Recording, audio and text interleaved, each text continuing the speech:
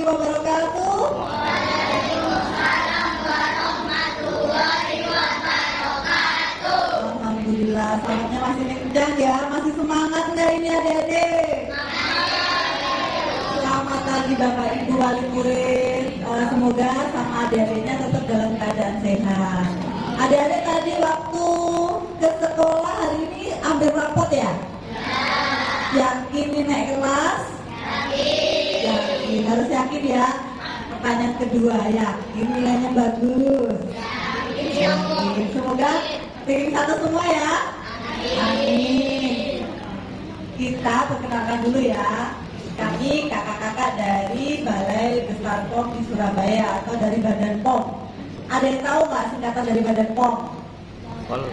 Ibu-ibu mungkin yang lebih tahu, yang nonton TV ya, kalau ada di rumah YouTube ya. Badan POM, Badan Pengawas Obat dan Makanan. Salah satu yang kami awasi adalah makanan. Makanan di mana? Salah satunya adalah makanan jajan anak untuk usia sekolah. Kita belajar bersama-sama ya Dek ya. Makanan atau jajanan yang aman itu jajanan yang seperti apa? Ada yang tahu? Gak apa-apa. Tidak memiliki zat berbahaya. Tahu contohnya yang berbahaya apa enggak? Gak usah sebisanya.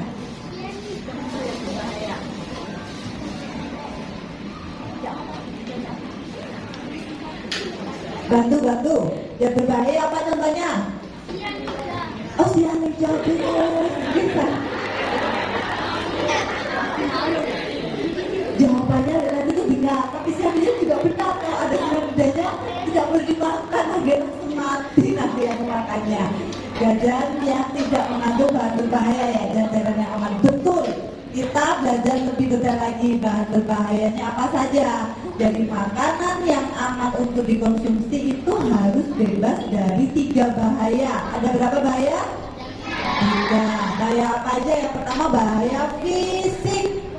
Bahaya apa?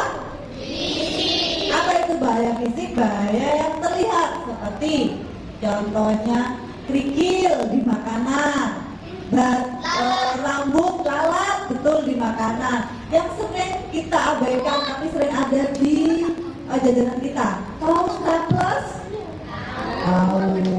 Sebenarnya tidak boleh menjadi salah satu pembungkus dari jajanan kita, karena kalau itu terlepas dan masuk ke pencernaan itu berbahaya. Jadi bahaya apa yang pertama tadi?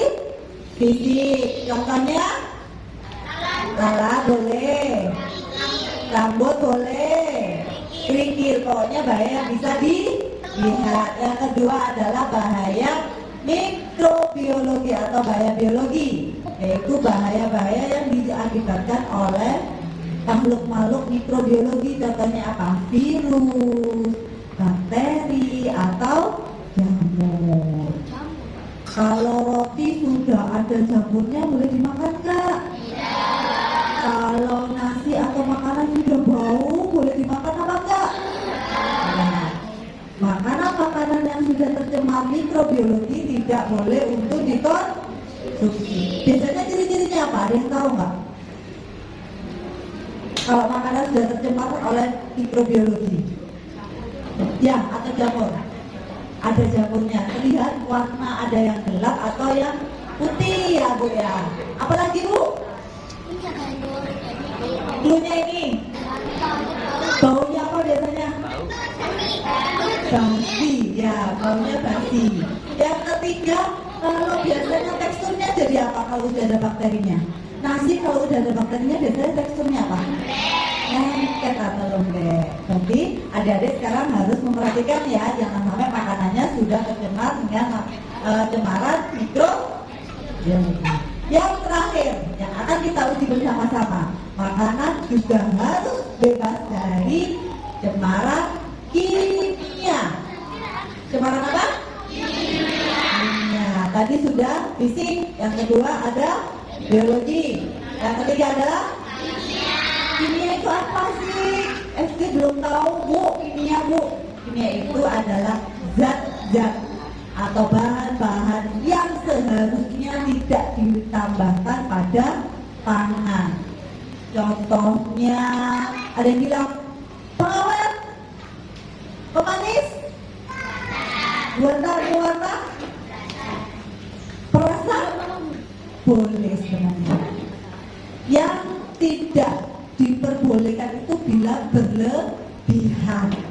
Ada tapi zat-zat kimia yang memang tidak diperbolehkan ditambahkan di pangan karena memang tidak untuk pangan.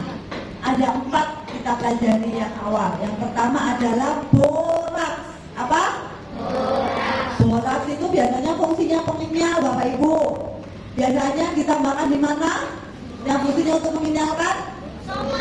Bakso. Apalagi? Siomay bisa. Pokoknya fungsinya mengenyalkan. Donat. Tepung nggak kenyal deh. Jeli juga. Kerupuk yang paling sering dan kita perangi sampai sekarang adalah penggunaan boraks atau obat pulih pada kerupuk apa? Kerupuk pulih. Jadi obat pulih yang warnanya kuning itu adalah boraks. Boleh digunakan? Tidak boleh. Ini ibunya kok nggak berani jawab tidak boleh ya? Boleh digunakan ibu-ibu? Tidak boleh. Nanti kita uji bersama-sama ya. Selanjutnya adalah formalin. Formalin itu adalah sebagai pengawet maya. Takut nggak? Nggak takut. Tapi sama orang-orang yang jahat dicampurkan pada makanan. Biasanya taruh di mana formalin? Biasanya supaya awet. Masih sering ditemui itu adalah ada di ikan segar yang cepat rusak. Itu biasanya masih sering dicampur dengan formalin. Atau kalau telur kita mie ya, mie itu masih sering ada campuran formalin sama tahu. Kita 5 tahun yang lalu kita masih berperang dengan tahu formalin di Jawa Timur, Ibu. Alhamdulillah dengan adanya pengawasan dan sosialisasi yang rutin ke pedagang tahu, 1 tahun ini masih clear. Tahu-tahu di Jawa Timur sudah bebas formalin. Caranya ngeteknya gampang, Bapak Ibu. Kalau tahu itu disimpan lebih dari 24 jam di suhu ruang, di ruangan terbuka dan tidak bau, tidak basi, itu patut dicurigai untuk mengandung formalin. Harusnya tahu 2 jam di luar sudah bau basi. Yang berikutnya adalah pewarna tekstil, Bapak Ibu. Ingat, bukan pewarna makanan ya, tapi pewarna tekstil. Pewarna tekstil itu apa sih? Pewarna baju. Biasanya yang sering digunakan adalah pewarna baju merah muda atau rodamin B dan pewarna baju kuning yaitu metanil yellow. Ciri-cirinya gampang Bu, makanannya atau pewarnanya itu gonjreng, berpendar. Kalau kita tahu itu kayak pewarna stabilo, Bapak Ibu. Gonjrengnya itu gonjreng sekali. Itu patut kita curigai untuk pewarna makanan. Biasanya dari mana itu pewarna yang gonjreng itu?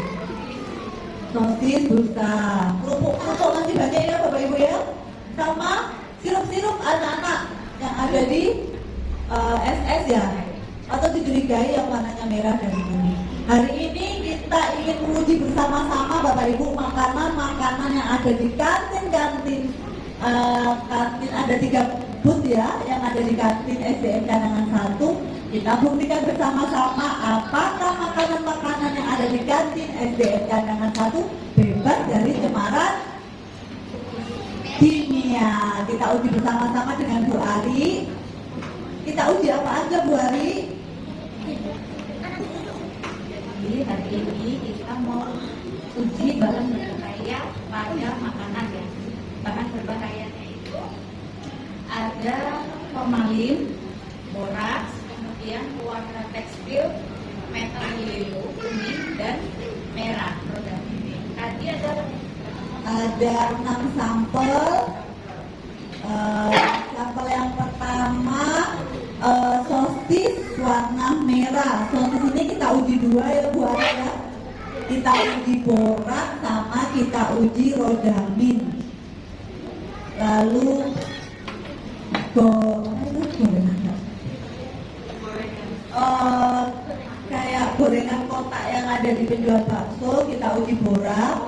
Usus kita uji formalin. Sate usus yang biasanya adik beli kita uji formalin. Topping donat warna pink kita juga uji rodamin B.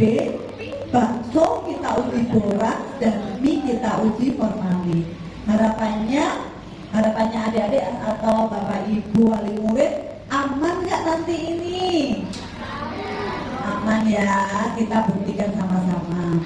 Kita dengan Ibu Ari, dengan Ibu Koryani akan bersama-sama menguji makanan yang akan, oh iya, tadi daripada membayangkan ya yang tidak aman seperti apa. Ini salah satunya, ini kerupuk apa? Ibu-ibu pasti tahu deh.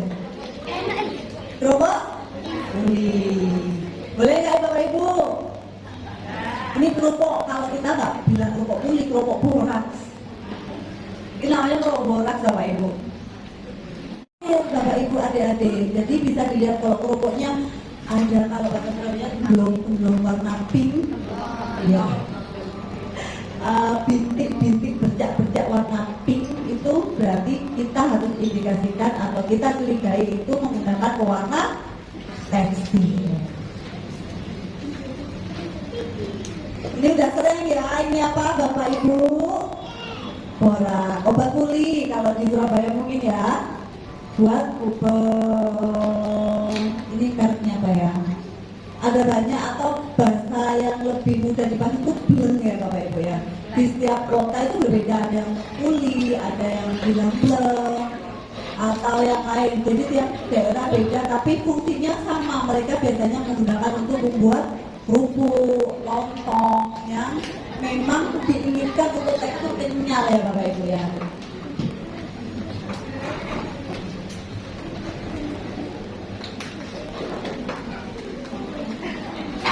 Ini juga masih banyak nggak di daerah dari kerupuk yang warnanya pink seperti ini?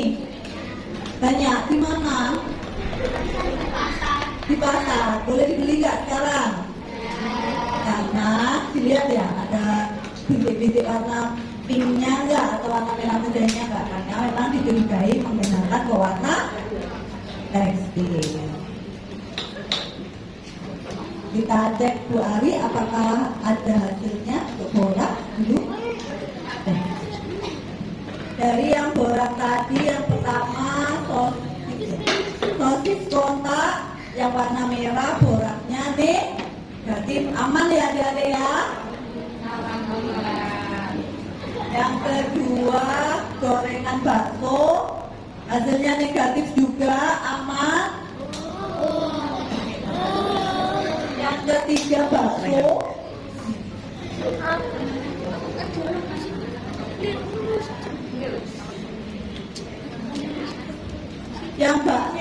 yang jual bakso dikasihnya dari juga baksonya aman dari borak.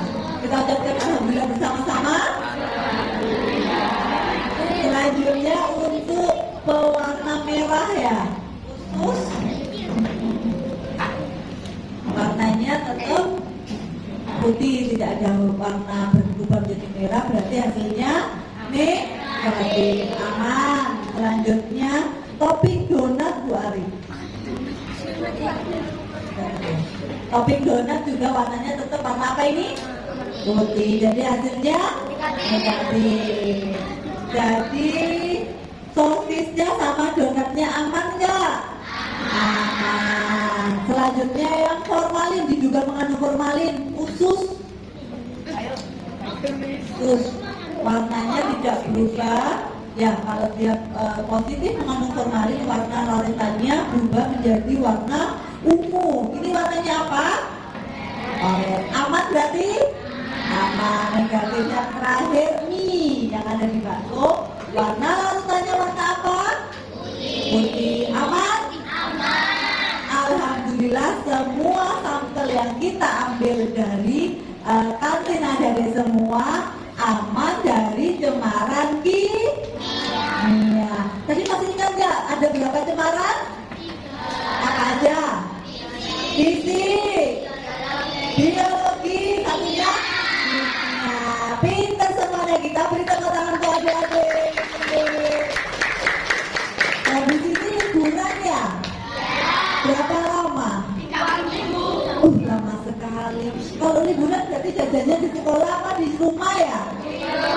Di rumah. Kakak beli tips ya selama liburan supaya jajannya aman. Adik-adik kakak beli tips. Klik apa? Kok nggak semangat? Klik. Ceklik itu adalah cek dari BPOM untuk memastikan adik-adik mengkonsumsi pangan olahan yang aman. Pangan olahan itu apa? Pangan-pangan yang adik-adik beli kayak roti-roti, maaf ya, tiki-tiki atau minuman-minuman yang ada di toko-toko. Contohnya Indomaret, Alfamart atau warung di sekitar adik-adik. Apa itu ceklik? Tangannya seperti ini dong. Ya, angkat. Klik. Oke, ceklik itu kepanjangan dari cek K L I K. K yang pertama, kemasan. Apa yang harus dicek? Kemasannya harus apa? Bagus. Boleh nggak kemasannya sobek atau sudah rusak dibeli? Nggak boleh. Kemasannya sudah bocor dibeli boleh nggak?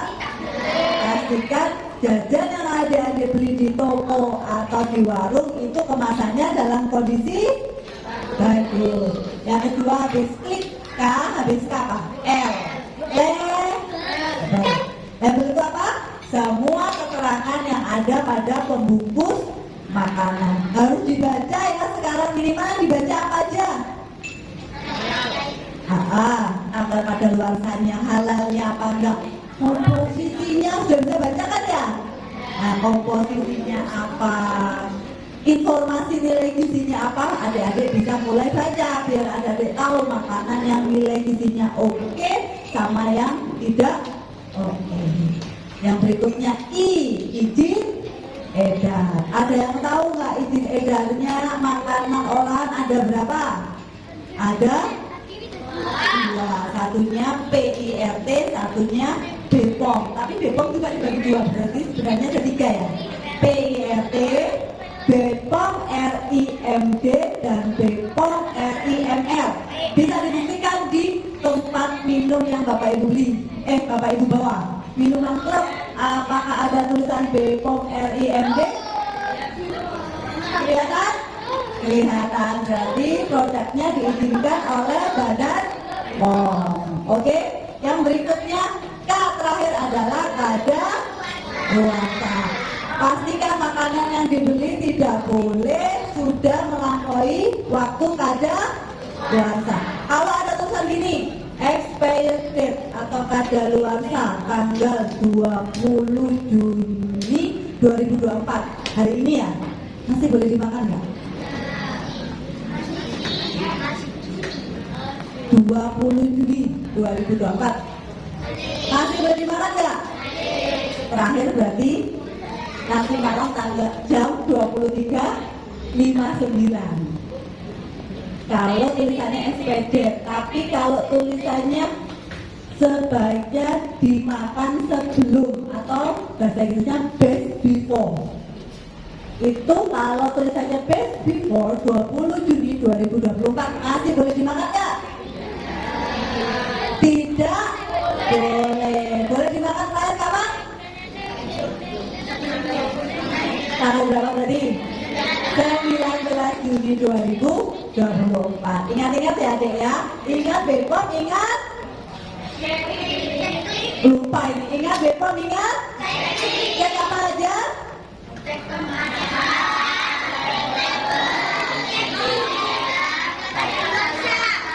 Pintar semuanya.